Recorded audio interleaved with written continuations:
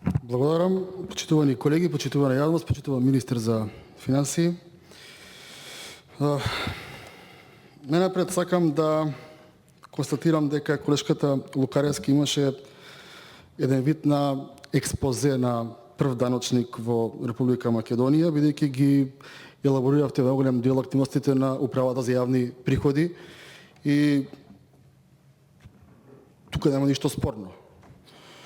Оно кое што сакам да го продискутирам и мислам дека треба како пратеници задржиме е фактот дека моментално зборуваме за политичка одлука.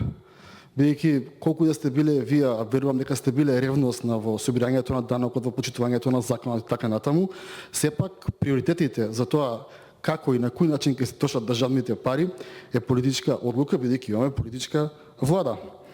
Например, што е продуктивен расход, а што е непродуктивен расход, многу ми е важно да се објасни на народот дека она што е значи плати, придонеси, она што значи договори на дело за партиски војници во министерства, во агенции, во општини, во јавни предпријатија, тука не се крати. Она што е непродуктивни трошоци за набавка на, не знам, непотребни ствари во рамки на министерствата, не се крати. Онаму каде што имаме изградба на хидроцентрали, на патишта, на експресни патишта, таму имаме рапидно кратење на пола. Впрочем, ги знаете и бројките од транспорт и врски. Од 3 милиарди и 500 на милиарди и 700. И тоа се бројки, а вие знаете дека од бројките нема бегање. Например, политичка одлука е да зголемите ставка за борба против загадувањето, таа ја зголемувате ставка, а при тоа денес е 15 октомври, почеток на грена сезона, владата нема ниту еден јавен повик, ниту еден тендер, ниту еден проект како да го решиме загадувањето, кој што ќе почне за 2 недели од сега.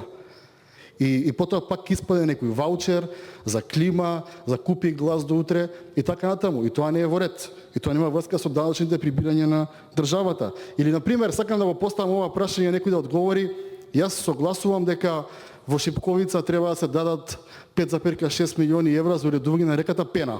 Значи има ставено во Шипковица 5,6 милиони евра за уредување на реката Пена. И претпоставам дека тоа е битно. Ама нели мислиме дека е уште побитно што ни го снемува Преспанско езеро? 200 метри е повлечено езерото.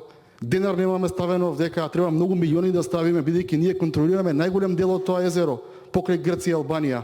Нели е срамота да не ставиме пари за Преспанско езеро, а од друга страна пред 2 дена во рамки на албанскиот парламент да имаме интерпелација за министерот за животна средина на Албанија токму во врска со Преспанското езеро?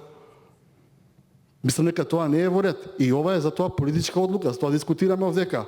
Дали парите ќе ги трошиме наменски или ќе ги трошиме ненаменски. Да видиме што ни е битно во моментот и колку ние се грижиме за нашите добра. Независно што, за разлика од претходниот министер за финансии и претходниот заменик министер за финансии, овие двајца се поспремни, имаат повеќе искуство.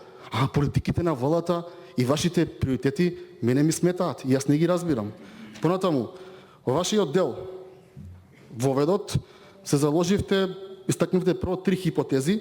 Првата е сестрана поддршка на компаниите, втората ви беше сестрана поддршка на граѓаните и компаниите со сетовите на мерки, и третата хипотеза која што ја поставивте е економска и социјална сигурност на граѓаните. Во поглед на првото, поддршка на компаниите, знаете дека буџетот има приходна страна и расходна страна. И тука е играта помеѓу приходот, расходот, а има една многу битна работа. Временскиот период. Во кое време, кој потек како финансии ќе го повлечете. И факт е, и треба да признаете дека мерките кои што ги донесовте и со првиот, а потоа тоа како лавина ги влечеше до крај, и вториот и третиот сет на мерки беа ненавремени, односно беа задоцнети. И тоа е факт. 550 милиони евра предвидувате помош, а давате 180 милиони евра. Тоа е факт дека мерките задоцнени, дека не се погодени и дека реално вие немате соодветна алиментација на фирмите и граѓаните, вие делумна. И трето, кога зборувате дававме толку пари на фирмите, кој што сакал можел да конкурира и така натаму, заборавате да кажете дека сите оние фирми кои што во февруар сега ќе бидат позитивни на завршна сметка, парите ќе мора да ги вратат.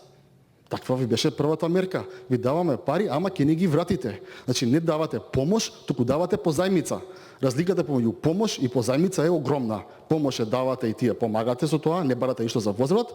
Ако ќе даете на заем парите, мора да ви се вратат.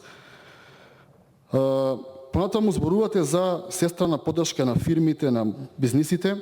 Знаете дека колку сте помал, толку сте повеќе погоден во COVID-19 криза. И тоа ви го зборував и вчера од говорница. Премиерот ни кажа дека микро, малите и средните предпријатија ќе ги пушти да пропаднат. Тие се тие кои што животаркаат. Овие олигарси не животаркаат. И напротив, потоа ни кажа дека тие што се локомотивите во стопанството, на тие мора да им помогнеме. И кога се запрашаме ние дека кои се локомотивите на стопанството, тоа се олигарсите, чеда на СДСМ од вашите преходни раководства 90-те години. И тие ви се остани како мирас. И се мора и ова раководство да каже 90% фирмите ќе пропаднат, ама на олигарсиве не смее да им фали ни влакно од глава, дури тие мора да ја зголемат својата добивка, макар било COVID-19, луѓе умирале, небитно, тие мора да преживеат бидејќи се ваши чеда. Понатаму, видите дека владата носела соодветни уредби за помош на граѓаните и на фирмите во коронавирусот, ама заборавате да кажете или барем да искритикувате како народен избраник, бидејќи не мислам дека ниту оние кои што ве гласале вас, ниту оние кои што ме гласале мене сметаат дека е добро да во корона криза владата носи уредба за утврдување на правилник за извоз на небрусени дијаманти од Македонија. Така тоа индикативно ми остана. Владата донесе правилник за утврдување на извоз за небрусени дијаманти. Дали е факт дека имавте промена на судии во време на корона, уредба на владата? Да, и тоа е факт. Имавте. И дали е факт дека за време на корона дававте лиценци за тоа кој ќе има и колку души ќе имаат фабрики за марихуана, и тоа секогаш беа ваши истакнати партиски членови. Короната, здравето на граѓаните и економијата удира секаде. И доколку владата се води со политиките да тие се нејзини ќе ги заштитиме, народот ќе му даеме ваучери, доди до Охрид, да купи клима, ќе биде мирен до наредни избори, мислам дека се погрешни политики. Вашиот концепт е да се купи ден до избори, а нашиот концепт е да има капитални инвестиции, да има инвестиции во патна инфраструктура, во хидроцентрали, во термоцентрали, како луѓето би работеле и би заработиле за да добијат плата, а не да им даваме ваучери и единствена обврска да им биде да гласаат на избори за нас. И на крајот, не сакам да го одземам целото време, бидејќи сметам дека треба да биде подинамична дискусијата, поаргументирана. Сметам дека она што го зборуваше некој од претходните дискутанти за Србија примерот.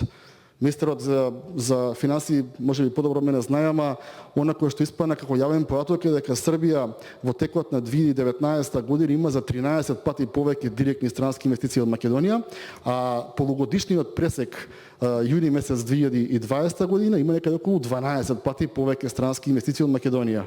Значи тоа е ист менталитет, тоа е слична географија, но 12 пати ние сме послаби и треба да се запрашаме сериозно зошто. Ова е буџет на сите граѓани. Колку е мој, толку и на министерот, толку и ваш, колешки. И мислам дека во овој буџет треба да ги трнеме политиките, дневно партиски препукувања и собирање на политички поени. Дајте да видиме, да направиме соодветен буџет.